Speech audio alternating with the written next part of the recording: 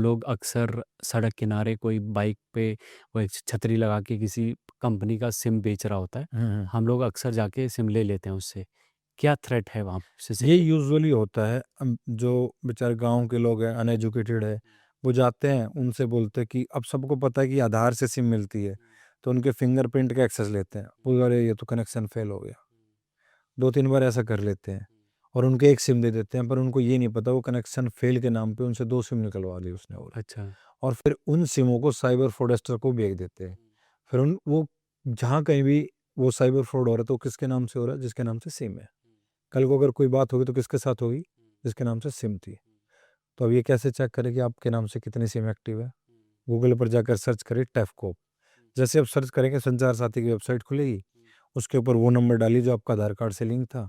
जैसे आप डालेंगे आपके सामने पूरी लिस्ट आ जाएगी कि आपके आधार से कितने सिम के कनेक्शन इश्यू है। अगर आपको ये लगता है कि आपका नहीं है ये, इवन आप उसके वहाँ जाकर रिपोर्ट भी कर सकते हैं और आप उसकी cybercrime.gov.in की वेबसाइट के ऊपर जाकर भी रिपोर्ट कर सकते हैं।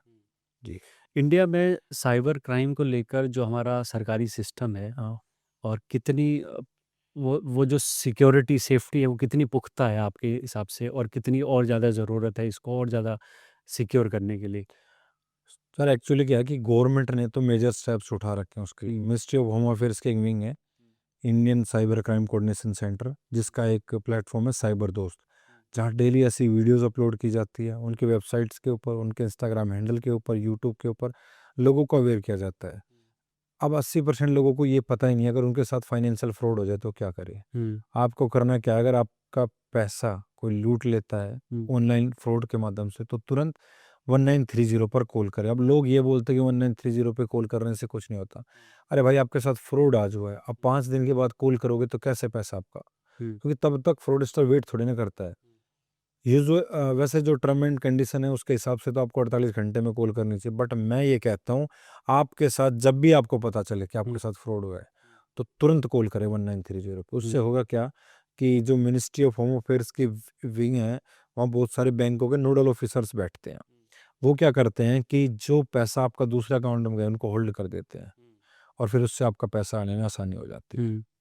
मगर ऐसे भी बहुत सारे केसेस आते हैं कि लोगों को पता ही नहीं चलता है कि उनका कब हो गया है। जब वो बाद में देखते हैं कि किसी ने अपना स्टेटमेंट निकलवाया, किसी ने अपना बैलेंस चेक किया, then they came to know कि ये केस बताता हूँ मैं। हुँ, एक हमारे गांव में एक बिजनेसमैन है, उनके पास ना एक ड्राइवर काम करता था। तो अब आज के समय में क्रेडिट कार्ड आम बात हो रही है, सबके पास है। वो मेरे पास आके बोलता है भाई मेरे अकाउंट से ना 60,000 रुपये कहीं चले गए, मुझे नहीं पता कैसे गए। मैंने बोला अपनी स्टेटमेंट निकलवा भाई। उसने स्टेटमेंट निकलवाई। तो जब उसने स्टेटमेंट निकलवाई तो उसे पता चला कि उसके 60,000 की ट्रांजैक्शन कहीं और हो रखी है। अच्छा। और जैसे हम ट्रांजैक्शन करते हैं तो हम नीचे मैसेज छोड़ देते हैं गन। जैसे आप कोई भी करते हो तो आप एक मैसेज नोट डाल सकते हो उस ट्रांजैक्शन के साथ। तो उस पे गन लिख रहा नीचे। Gun, GUN gun. हाँ, जी गन। अच्छा।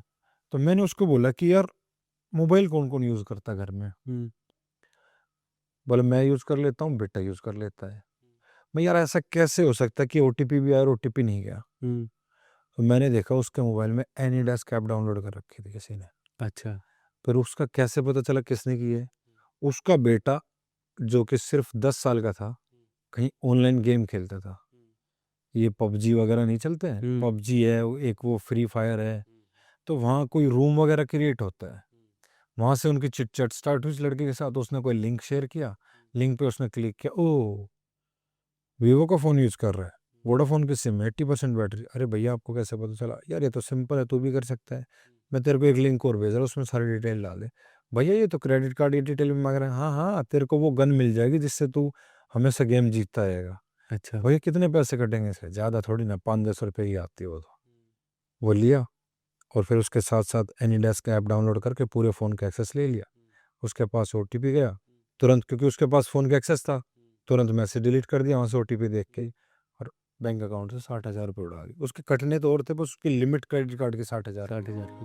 थी, इसलिए वो बच गया। हुँ, अब वो रिपोर्ट कर रही है 1 महीने के बाद, तो कैसे? क्या होगा? फिर भी काम तो करना पड़ता है, but hmm. Should be aware